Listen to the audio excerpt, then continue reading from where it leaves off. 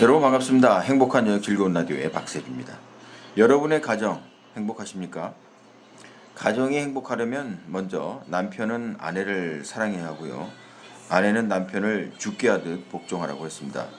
또 부모는 자녀를 노엽게 하지 말고 주의 교양과 훈계로 가르치라고 했고요. 자녀는 부모에게 순종하라고 했습니다. 이렇게 하면 가정은 행복해집니다. 그런데 이게 쉽나요?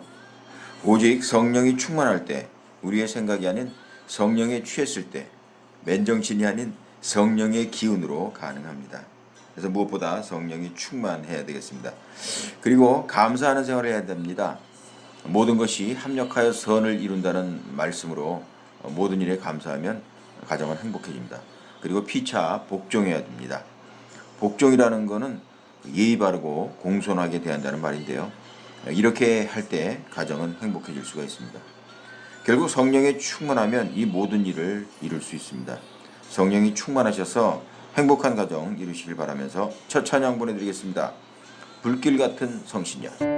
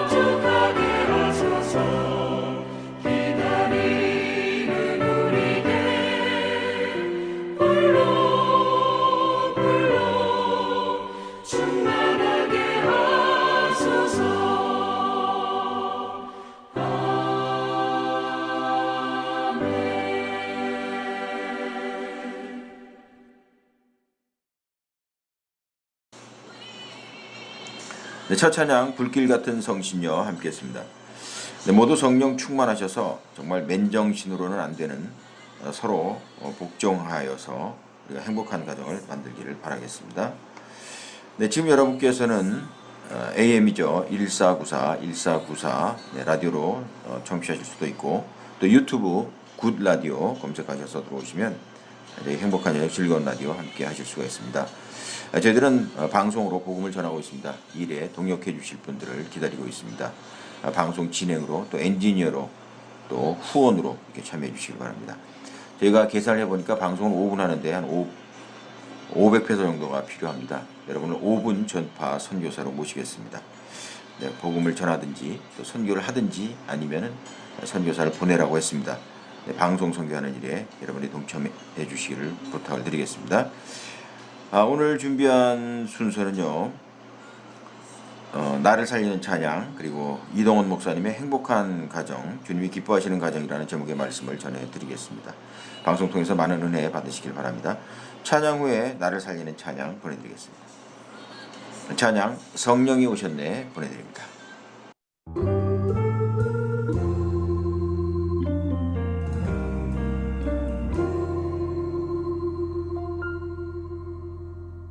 허무한 시절 지날 때 깊은 한숨 내쉴 때 그런 풍경 보시며 단식하는 분 있네.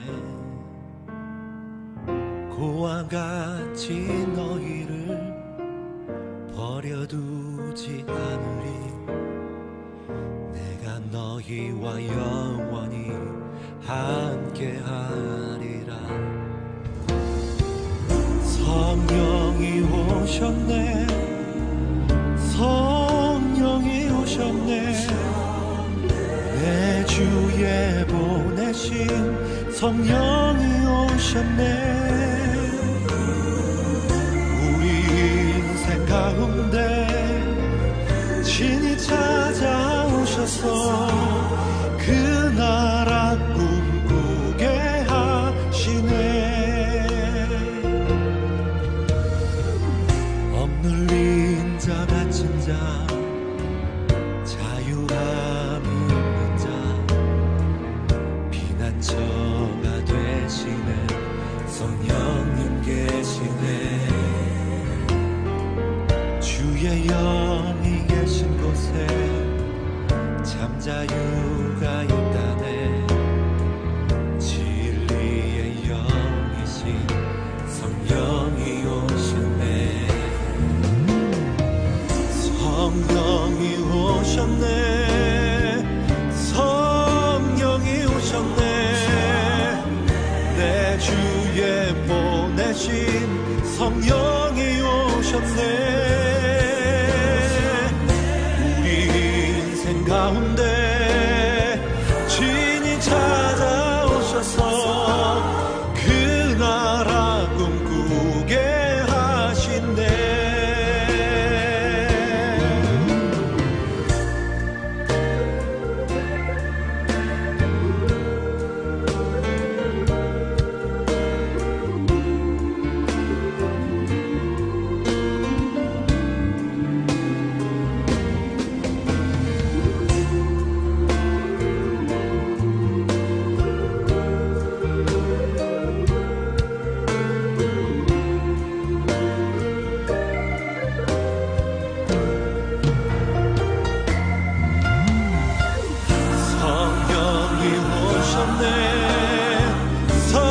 성령이 오셨네.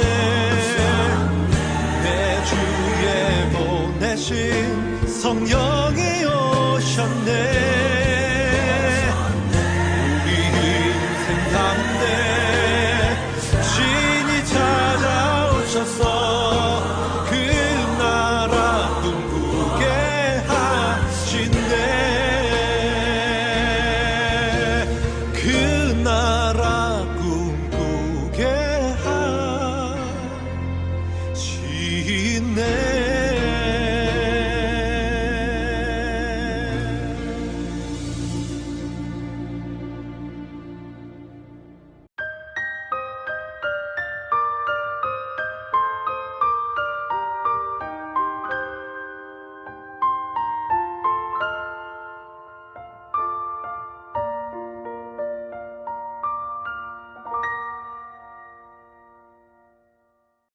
지금 내가 정말 애창하고 싶은, 내 간증으로 고백하고 싶은 찬송은 하나님의 은혜로 있을 데 없는 자. 나는 내가 될 수 없는 삶을 살고 있거든. 그러니까 그걸 은혜라고 얘기하지 않으면 설명이 안 되는 삶. 내가 아니까. 내 실력, 내 사람됨, 내 모든 환경, 여건 따졌을 때 도저히 여기 앉아있을 수 없는 삶을 사니까 그거는 내가 안단 말이죠. 그래서 있을 데 없는 자 왜 구속하여 주는지 나는 알 수 없도다. 이 찬송에 딱 맞아. 난 도무지 모르겠어. 그러니까 하나님의 은혜로지. 꽤 오래전에 이제 독일의 코스타 집회를 갔어요. 근데 그때 그날이 내 생일날이었어요. 혼자서 오늘 내 생일인데 그랬는데 거기 있던 분들이 내 생일인 걸 아셨어요. 그리고 깜짝 이제 파티를 해준 거야. 집회 다 끝나고 했는데 불 딱 끄더니 케이크 들고 올라오더라고, 강대상으로. 그러면서 이제 그때 이제 어느 이제 복음성가 가수가 이제 강사로 왔었었는데 이제 특송해 준다고, 생일 축하 노래 불러준다고 부른 찬송이 하나님의 은혜로예요. 그래서 그게 생일 축하 노래하고는 참 안 어울리잖아. 있을 데 없는 자. 그러니까 사람들이 와 웃었어. 그랬더니 그 강사가 참 재밌게 얘기하더라고요. 목사님 죄송합니다. 그러더니 이게 우리 친구들 모였을 때 부르는 생일 축하 노래라고. 근데 그러면서 뭐라 그런가 하면 가사를 조금 바꾼대. 하나님의 은혜로 저 쓸데없는 자 왜 구속하여 주는지 난 알 수 없도다. 그래서 다 웃었어. 진짜 그날 또 소름 끼치더라고. 맞네. 내가 나를 아는데. 그래서 하나님의 은혜로 있을 데 없는 자 왜 구속하여 주는지 난 알 수 없도다. 이거 굉장히 내가 좋아하는 찬송이에요. 하나님의 은혜로 있을 데 없는 자 왜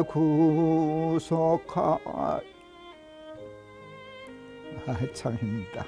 그만하자. 참 좋아요. 왜 구속하여 주는지 난 알 수 없도다. 내가 믿고 또 의지함은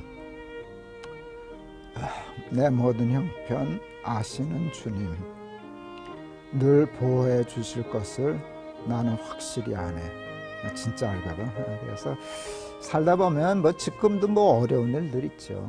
어려운 일이 있는데 뭐 별로 어려운 일이 좋은 건 아니지만 뭐 겁나지는 않아. 뭐 전에도 그렇게 살았는데. 그래서 어려운 일 당한 때도 족하는 해 주시네. 그 찬송도 마찬가지고 여기도 평생 지금까지 함께 하신, 여기까지 인도하신 에베네셀의 하나님이 여호와 이레 나의 앞길 인도해 주고 믿으니까. 그래서 뭐 이 가사가 그냥 내 고백이에요.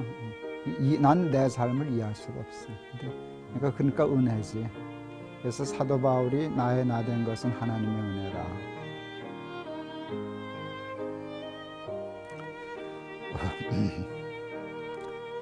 십자가 외에는 자랑할 게 없다 하는 말을 그냥 나는 알아. 그래서 이 찬송 참 좋지.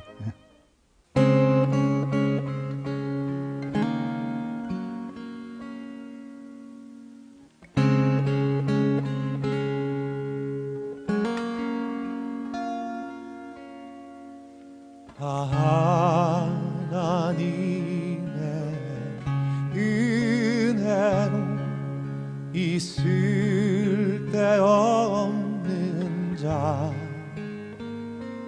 왜 구속하여 주는지 난 알 수 없도다. 내가 믿고 또 의지하는 내 모든 형편 아시는 주님 늘 보호해 주실 것을 나는 확실히 아네. 왜 내게 굳세 믿음과 또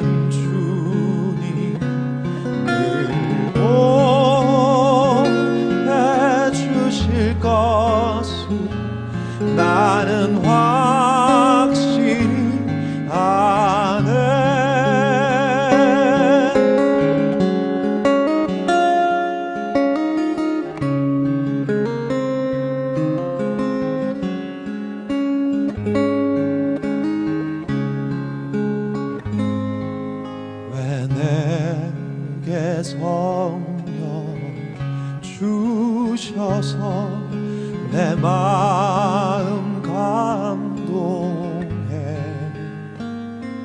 주 예수 믿게 하는지 난 알 수 없도다. 내가 믿고 또 의지하는 내 모든 형편 아시는 주님 늘 보호해 주실 것을 나는 확실히 아네.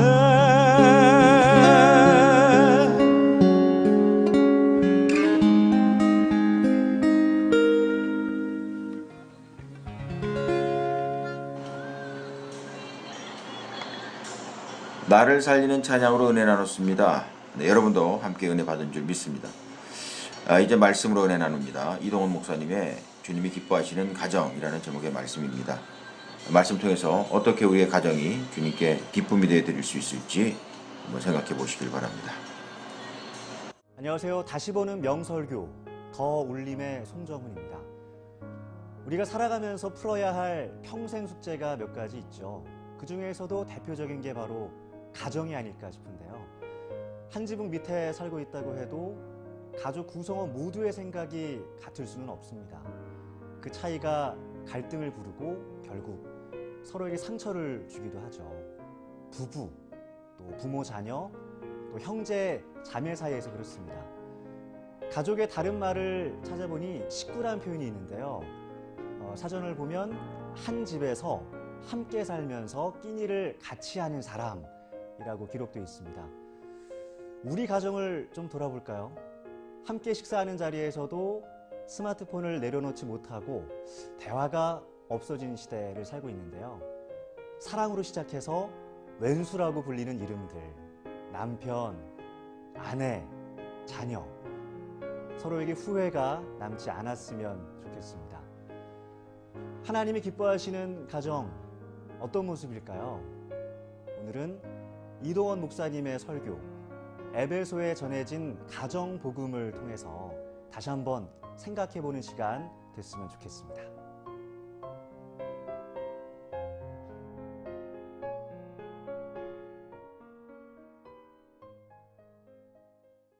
하나님께서 만물을 창조하실 때 마지막 날, 6번째 날 하나님의 형상을 닮은 남자와 여자를 지으시고 그들을 부부로 연합하게 하시사 가정을 만드셨습니다. 하나님의 창조 사역의 마지막 절정에서 가정이 태어나는 것입니다. 그러니까 하나님의 창조의 완성은 가정과 함께 완성되었다고 말할 수가 있습니다. 그런데 이렇게 소중한 하나님의 계획과 축복 속에 태어난 가정들이 오늘날 많이 흔들리고 있습니다. 1세기에 바울은 그 당시 새로운 로마로 불리워지던 에베소 도시에 복음을 받아들이고 새로운 삶을 살기 시작한 그리스도인들에게 이런 편지를 썼습니다. 에베소 4장 24절의 말씀을 함께 같이 읽겠습니다. 에베소 4장 24절입니다. 시작.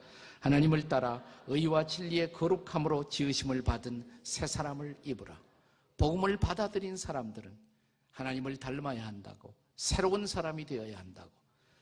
그러나 바울의 이 권면은 거기서 끝나지 않습니다. 우리가 개인적으로 복음을 받아들이고 새로운 사람이 되는 것, 이제부터 우리 앞에 펼쳐지는 중요한 과제입니다. 그러나 복음은 개인의 영역에서 끝나지 않는다는 것입니다. 우리가 잘 아는 사도행전, 복음의 오리지널 선포라고 할 수 있는 사도행전 16장 31절에 보시면 주 예수를 믿어라. 그리하면 너와, 그 다음에 뭐라고 그랬어요? 내 집이 구원을 받으리라고 복음은 선포하고 있습니다. 내가 한 사람이 예수님을 받아들였을 때 내가 이제 하나님 앞에 새로운 사람이 되는 것, 거기에서 복음은 끝나지 않는다는 것입니다. 복음은 개인을 위한 복음일 뿐만 아니라 이것은 한 걸음 더 나가서 가정을 위한 복음이 될 수가 있어야 한다는 것입니다.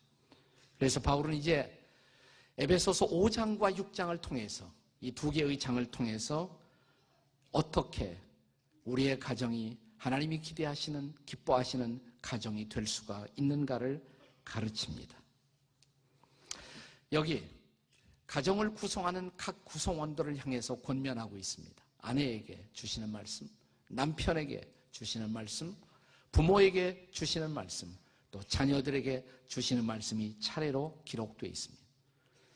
이것은 단순히 남편이 아내가 이렇게 해야 한다는 심리학적이거나 도덕적인 권면이 아니라는 것을 주목해 보십시오. 이 모든 가정을 향한 구성원들에 대한 주님의 가르침은 매우 독특한 명령으로 시작됩니다. 그것이 바로 에베소서 5장 18절의 말씀입니다. 우리 한번 다 같이 읽겠습니다. 시작. 술 취하지 말라. 이는 방탕한 것이니 오직 성령으로 충만을 받으라. 가정을 향한 하나님의 명령이 뜻밖의 성령 충만을 받으라는 명령으로 시작되고 있다는 것입니다. 자, 이제 아내를 향해서 명령이 떨어집니다. 아내여, 남편을 섬기기를 죽게 하듯 하라. 이건 하기 어려운 명령이에요. 순종하기 어려운 명령입니다. 그러나 성령 충만하면 가능할 수가 있다는 것입니다. 또 남편에게 이렇게 명령하시면, 남편이여, 아내를 사랑하기를 주께서 우리를 사랑하신 것처럼 십자가에 자신을 내어주신 것처럼 사랑하라. 이것도 맨정신으로 순종할 수 없는 명령입니다. 성령 충만할 때 비로소 가능할 수 있는 명령이에요. 자녀들이요, 부모를 순종하라. 거기서 끝나지 않아요. 공경하라. 주 안에서 공경하라. 이것은 성령 충만한 자녀가 아니면 결코 순종할 수 없는 명령입니다.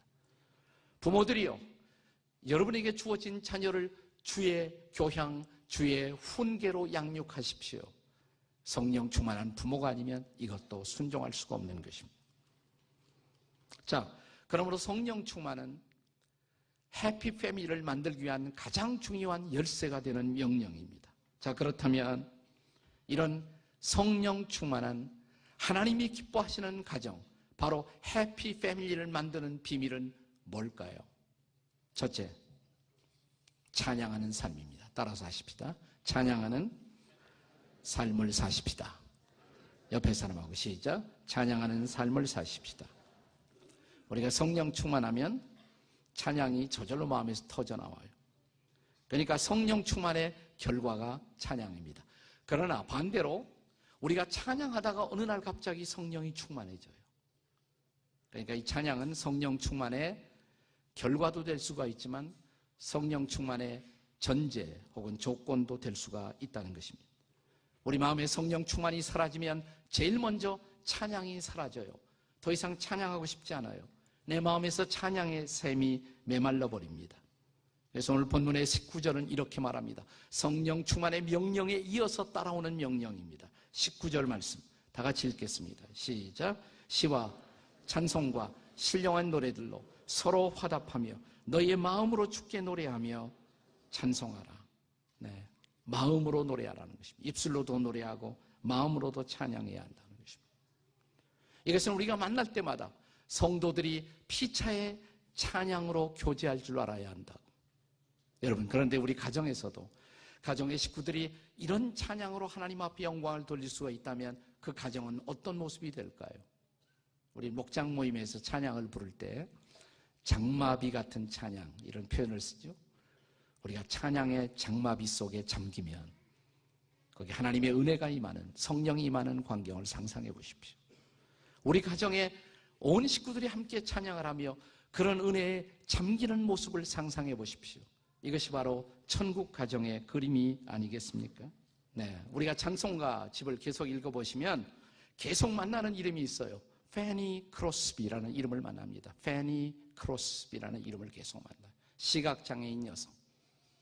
눈이 멀었습니다. 그런데 마음이 열렸어요. 마음의 눈이 떴어요. 주님을 봤어요. 주의 거룩한 성령이 임하기 시작했을 때 그가 노래를, 시를 만들기 시작합니다. 이 페니 크로스비에 의해서 만들어진 찬양이 무려 8,000 찬양시가 됩니다. 얼마?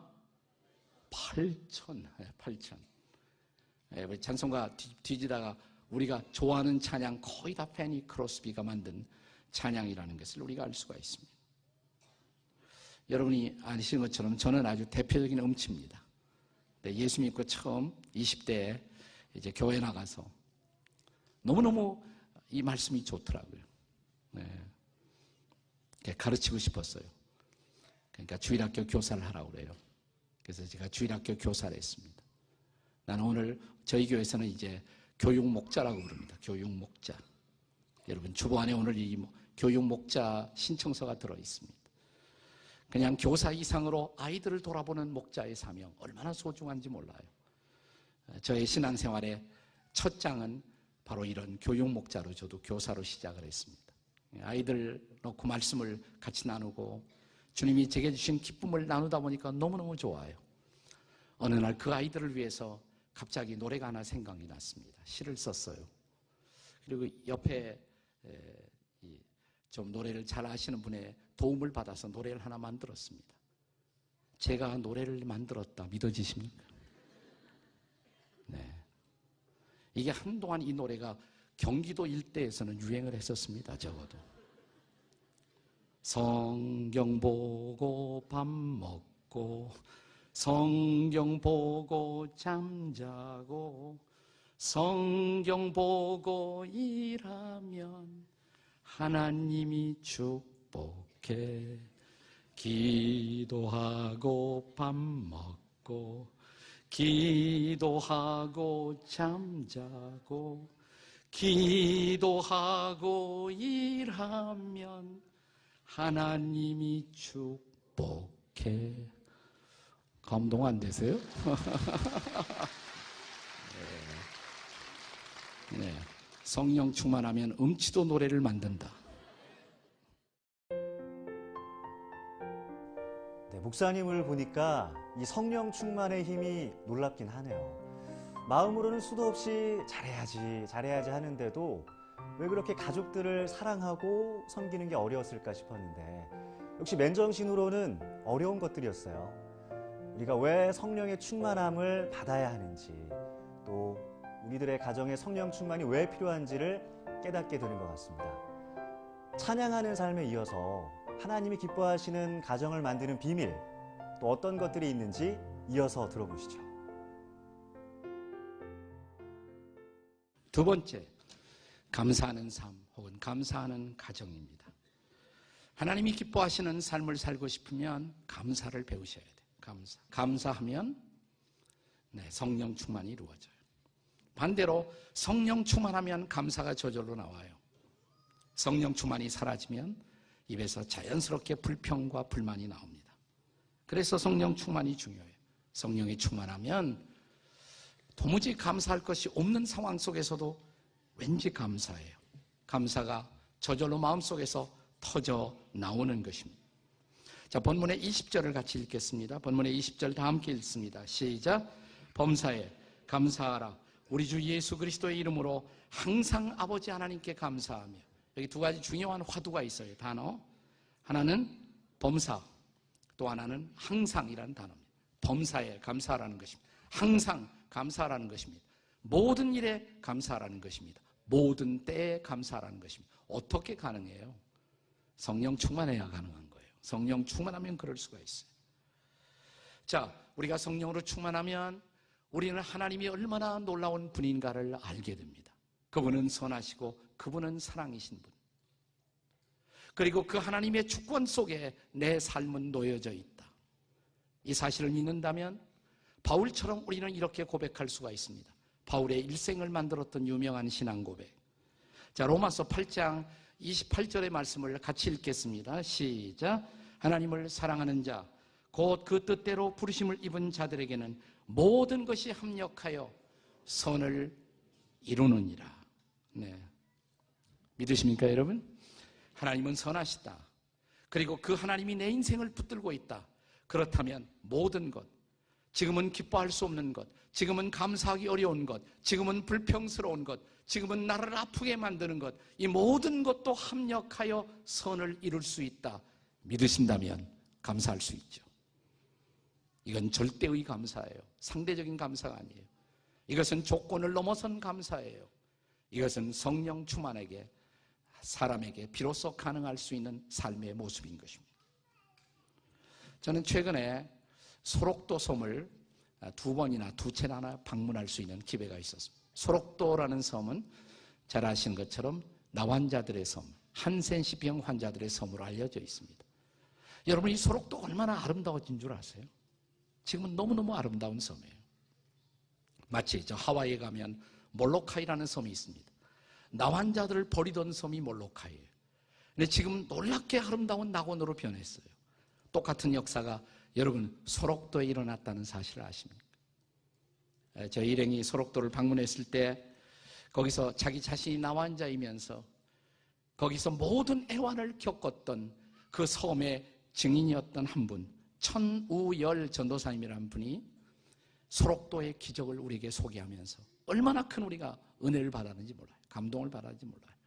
네, 마지막에 그분이 찾아온 우리에게 이렇게 도전했습니다. 여러분, 소록도가 이런 놀라운 섬으로 바뀐 이유를 알고 싶습니까? 그것은 소록도와 함께 여러분이 방문해야 할 섬이 가까운 곳에 있습니다. 그 섬은 지라도라는 섬입니다. 여러분, 오신 김에 지라도 섬을 방문하시겠습니까? 우리한테 묻는 거예요. 근데 우리 스케줄이 있잖아요. 지금 가야 되는데. 예. 그래서 아니, 그 섬 방문하는데 얼마나 걸려요? 그러니까 그렇게 시간은 많이 걸리지 않습니다. 가깝습니다. 그러니까 거절하기가 곤란했어요. 그래서 할 수 없이 눈치 보면 서로 가져오고 그랬어요. 그러면 안내하겠습니다. 다 같이 하박국 3장 17절을 펴겠습니다. 그래요. 그래서 무슨 말을 하시나 저분이. 하박국 3장 17절을 다 폈습니다. 다 같이 읽겠습니다. 시작. 비록 무화과 나무가 무성치 못하며 포도나무에 열매가 없으며 감람나무에 소출이 없으며 밭에 먹을 것이 없으며 우리의 양이 없으며 외양간에 소가 없을지라도, 마지막에 그게 지라도 섬이라는 거예요. 지라도 섬. 무화과 나무가 없어도, 포도나무에 열매가 없어도, 감람나무에 소출이 없어도, 우리 집안에 재산이 줄어도, 내가 손해를 보았어도, 아니 우리 가족 식구들 가운데 난치의 질병을 앓을지라도. 근데 그 다음 절이 그들이 얻었던 해답이라고. 그 다음 구절 같이 읽겠습니다. 하박국 3장 18절 시작. 나는 여호와로 말미암아 즐거워하며 나의 구원의 하나님으로 말미암아 기뻐하리로다. 아멘이십니까? 그 하나님이 우리 하나님이 되셨기 때문에, 그 하나님이 우리를 구원하셨기 때문에, 그 하나님이 우리의 소망이 되셨기 때문에 저 육지에서 사람들이 누리는 그 삶을 누리지 못할지라도, 또 비록 우리의 형제들이, 우리의 가족들이, 우리의 식구들이 이 섬으로 우리를 버렸을지라도, 우리를 찾아오지 않을지라도 우리는 그 하나님 안에서 하나님을 인해서 기뻐하는 삶을 배웠다고. 우리는 온갖 역경을 넘어서서 우리는 이 땅에서 땀 흘려 일했고, 그리고 이 섬은 마침내 오늘 같은 이런 아름다운 섬이 되었다고. 그렇습니다. 그 소록도의 하나님, 소록도의 나환자 형제 자매들이 만났던 하나님, 그 하나님이 여러분의 하나님이, 우리의 하나님이 되신다면 우리가 내가 원하는 삶을 지금 살고 있지 못할지라도, 내 마음에 내 기쁨을 빼앗는 온갖 역경의 바람이 휘몰아치고 있을지라도, 잠시 내가 고통과 아픔 속에 있을지라도 우리는 마침내 소록도의 기적을 우리도 체험할 수 있을 줄로 믿습니다. 이런 기적이 여러분의 가정에도 임할 수 있다는 것을 믿으시기 바랍니다. 마지막 세 번째로 복종하는 삶입니다. 따라서 하십시다. 복종하는 삶을 사십시다. 자, 옆에 사람 앞뒤 시작. 복종하는 삶을 사십시다. 여기서 복종은 피차에 복종하라는 말이에요. 서로 복종하라는 말이에요. 자, 오늘 본문에서 보면 제가 제일 좋아하는 말씀은 22절입니다. 아내들이여 남편에게 복종하라. 감동되지 않습니까? 근데 22절 전에는 21절이 있다는 사실이에요. 21절. 이 21절 때문에 힘든 거예요. 자, 21절 다 같이 읽겠습니다. 시작. 그리스도를 경외함으로 피차에 복종하라. 그리고 그 다음에 아내들 보고 복종하라고 그랬어요. 결코 아내들에게만 일방적으로 요구하는 것이 아니에요. 우리가 피차에 복종할 수 있어야 한다고. 성령에 충만하면 아내가 남편에게 복종할 뿐만 아니라 남편이 아내에게 복종하기도 합니다. 성령에 충만하면 자녀가 부모들에게 복종할 뿐만 아니라 부모가 자녀들을 존중하고 자녀들을 받아들이고 복종할 수도 있어야 한다는 것입니다. 여기서 이 말씀을, 이 21절의 말씀을 유진 피터슨은 현대어로 번역한 메시지에서 이렇게 번역하고 있습니다. 그리스도를 경외함으로 서로 예의 바르고 공손하게 대하십시오. 우리가 서로를 이렇게 예의 바르고 공손하게 대할 수 있는 원인, 왜 그럴까요? 그것은 내 아내 안에 있는 살아계시는 주님을 보았기 때문에, 내 남편 안에 거하시는 주님을, 그리스도를 보았기 때문에 단순한 사람에 대한 복종이 아니라고, 그것은 죽게 하듯 그 그리스도를 향한 우리들의 복종의 모습인 것입니다. 오늘 우리 자녀들 안에 거하시는 그리스도, 어린아이들이 아직 성숙하지 못했지만 그들 안에도 살아 역사하시는 주님을 볼 수가 있다면 우리는 아이들을 존중할 줄 알아야 돼요. 사실 복음이 오기 전까지 우리는 어린이들을 존중하는 문화가 이 땅에 없었어요. 어린이라는 단어를 처음 만든 분은 방정환 선생님이십니다. 존칭의 어리신이, 그게 어린이가 된 거예요. 그 전에는 뭐로 불렀느냐? 아새끼. 네, 아새끼였어요. 복음과 함께, 기독교 문화와 함께 우리는 어린이라는 소중한 단어를 갖게 된 것입니다. 네, 성령 충만할 때 비로소 자녀가 부모에게 복종할 뿐만 아니라 부모가 자녀를 소중히 여기는 삶이 비로소 시작될 수가 있는 것입니다. 그때 천국이 말 수가 있지 않겠습니까? 아내가 남편을, 남편가 아내를 소중히 여기고 부모가 자식을, 자식이 부모를 소중히 여기는 가정, 이것이 천국 가정의 모습이 아니겠습니까? 창조사역의 완성은 가정이었다는 말씀을 듣고 하나님께서 우리의 가정을 얼마나 중요하게 여기셨는가를 깨닫게 됩니다. 그러니 이 깨지고 무너지는 가정을 볼 때마다 그분은 얼마나 마음이 아프실까요? 안타까운 마음으로 우리를 기다리시고 또 위로하시는 그 하나님의 크신 사랑을 조금이라도 닮아가길 소망합니다. 우리 모두가 행복한 가정을 꿈꾸죠. 그 꿈을 이루는 방법이 그리 멀리 있지 않다는 것만으로도 위로가 되는데요.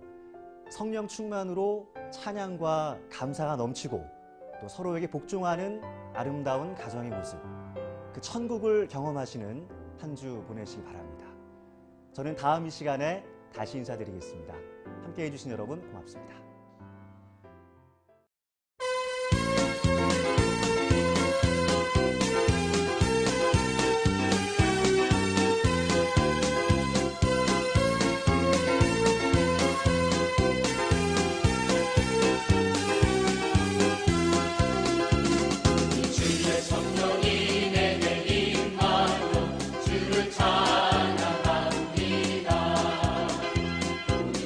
성령이 내게